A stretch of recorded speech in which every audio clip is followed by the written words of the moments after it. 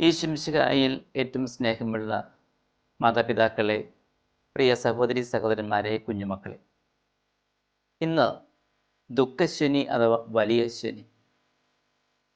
വിശ്വാസത്തോടു കൂടിയുള്ള പ്രത്യാശയുടെ, ഉറപ്പാണെന്ന ബോധ്യമുള്ള പ്രതീക്ഷയുടെ ഒരു ദിവസം. നഷ്ടപ്പെട്ടു പോയിട്ടും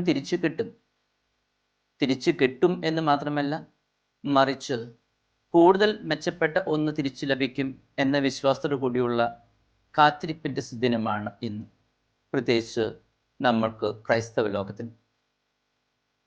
രണ്ട് തരത്തിലുള്ള കാത്തിരിപ്പുകളുണ്ട്.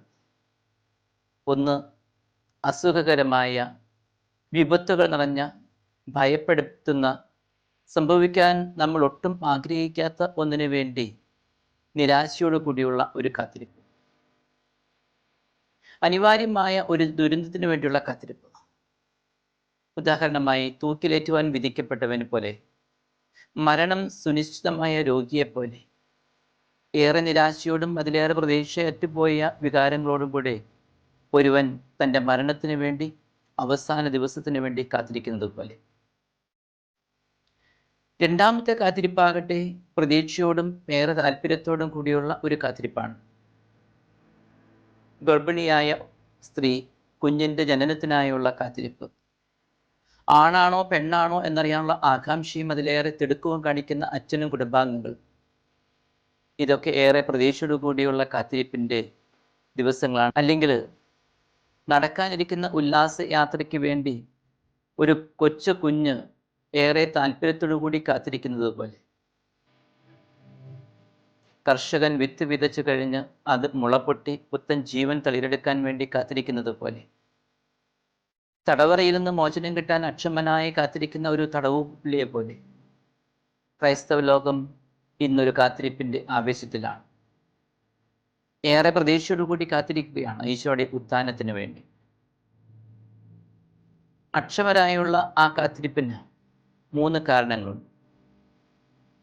ഒന്ന്, ഈശോ മരണം വരിച്ചിരിക്കുന്നത് നമുക്ക് വേണ്ടിയാണ്. അതുകൊണ്ട് തന്നെ ഈശോയുടെ ഉത്ഥാനത്തിൽ നമുക്കൊക്കെ ഒരു വൈകാരികതയുണ്ട്. കാരണം നമ്മൾ ഈശോയെയും ഈശോ നമ്മയും സ്നേഹിക്കുന്നു.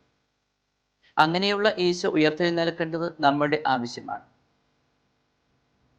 2, ഈശോയുടെ ഉത്ഥാനം നമ്മുടെ ഉത്ഥാനത്തിൻ്റെ അച്ചാരമാണ്. ആ പുനരുത്ഥാനത്തിലൂടെ നമുക്കും ഒരു നവജീവൻ നേടിയെടുക്കേണ്ടതുണ്ട്. 3, അതൊരു പ്രതീക്ഷയുടെ പൂവണിയിലാണ്. വിശ്വാസവും പ്രതീക്ഷയും നഷ്ടപ്പെട്ടാൽ പിന്നെ ജീവിതം ഏറെ ഭാരപ്പെട്ടതാണ്. അത് മുരടിച്ചു പോകും. അങ്ങനെയായാൽ പിന്നെ ജീവിക്കുന്നതിൽ അർത്ഥമുണ്ടാകാതെ വരും. അത് വല്ലാത്തൊരു ട്രോമയായിരിക്കും മനുഷ്യന് സമ്മാനിക്കും. അതുകൊണ്ട് ഈശോയുടെ ഉത്ഥാനത്തിന് വേണ്ടിയുള്ള കാത്തിരിപ്പിന് വളരെയധികം ആകാംക്ഷയും അതിൽ കൂടുതൽ പ്രതീക്ഷയുമുണ്ട്. അതിനുവേണ്ടി ക്രൈസ്തവ ലോകം മുഴുവൻ കാത്തിരിക്കുകയാണ്. യോഹന്നാന്റെ സുവിശേഷത്തിൽ 20-ാം അധ്യായത്തിൽ 19-ാം വാക്യത്തിൽ നമ്മൾ ഇങ്ങനെ കാണുന്നുണ്ട്.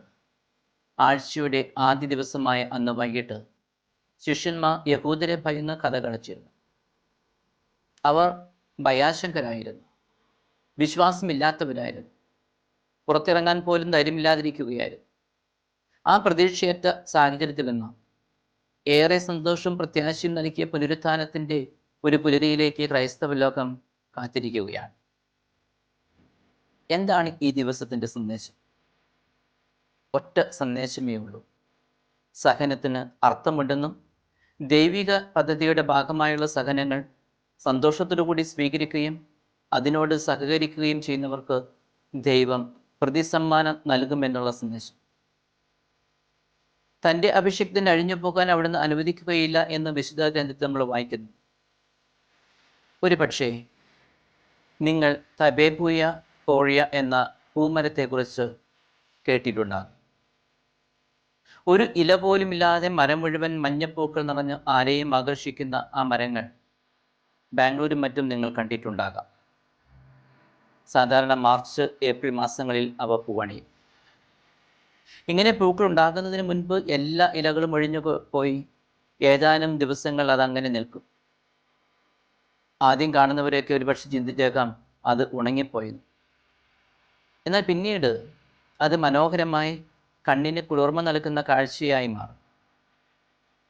നമുക്കൊക്കെ അറിയാവുന്ന നമ്മുടെ നാട്ടിലുള്ള ഗുൽമോഹർ അഥവാ വാഗമരം, ചുവന്ന പൂക്കളുണ്ടാകുന്ന ആ മരം, അല്ലെങ്കിൽ കണിക്കൊന്ന ഒക്കെ ഇലകൾ കൊഴിഞ്ഞ് ശവപഞ്ചരം കണക്ക് ഒരു നോക്കുകുത്തിയായി നിൽക്കാറുള്ളതല്ലേ. ആ മരങ്ങൾക്കും ഒരു പ്രതീക്ഷയുണ്ട്.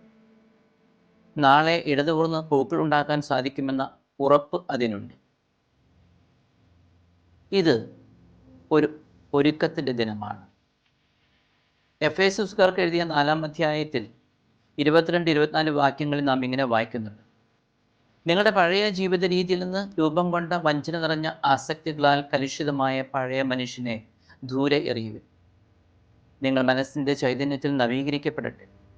യഥാർത്ഥമായ വിശുദ്ധിയിലും നീതിയിലും ദൈവത്തിൻ്റെ സാദൃശ്യത്തിൽ സൃഷ്ടിക്കപ്പെട്ട പുതിയ മനുഷ്യനെ നിങ്ങൾ ധരിക്കുവിൻ. യോഹന്നാന്റെ സുവിശേഷത്തിലെ 12-ാം അധ്യായം 24-ാം വാക്യത്തിൽ കർത്താവ് പറയുന്നുണ്ട്: ഗോതമ്പ് മണി നിലത്ത് വീണ് അഴിയുമ്പോൾ അത് ഫലം പുറപ്പെടുവിക്കും, പല മടങ്ങ്. കർത്താവിൻ്റെ ഉത്ഥാനം മനുഷ്യൻ്റെ മരണാനന്തര ജീവിതത്തെക്കുറിച്ചുള്ള ഭയങ്ങളുടെയും നിരാശ നിറഞ്ഞ ദിവസങ്ങളുടെയും ഒക്കെ അഴിയിലാണ്, അഥവാ ഇല്ലാതാകലാണ്, ഉന്മൂലനം ചെയ്യപ്പെടലാണ്.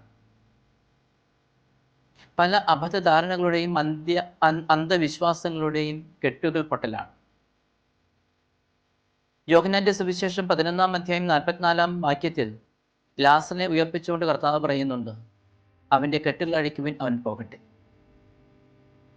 ഉത്ഥാനം മനസ്സിൻ്റെ വീർപ്പ് മുട്ടലുകളിൽ നിന്നുള്ള മോചനമാണ്, പ്രതീക്ഷയുടെ മുളപ്പൊട്ടലാണ്.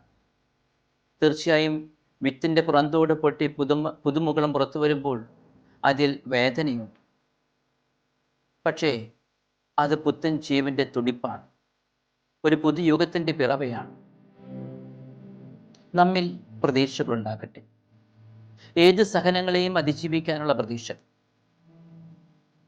നിരാശയിൽ ആണ്ടുപോയവർക്ക്, ജീവിതം വഴിമുട്ടിയവർക്ക്, മരണത്തെ മുഖാമുഖം കാണുന്നവർക്കൊക്കെ പ്രത്യാശയുടെ കിരണങ്ങൾ തെളിയുന്ന ഒന്നാകട്ടെ ഇന്ന ദിവസം.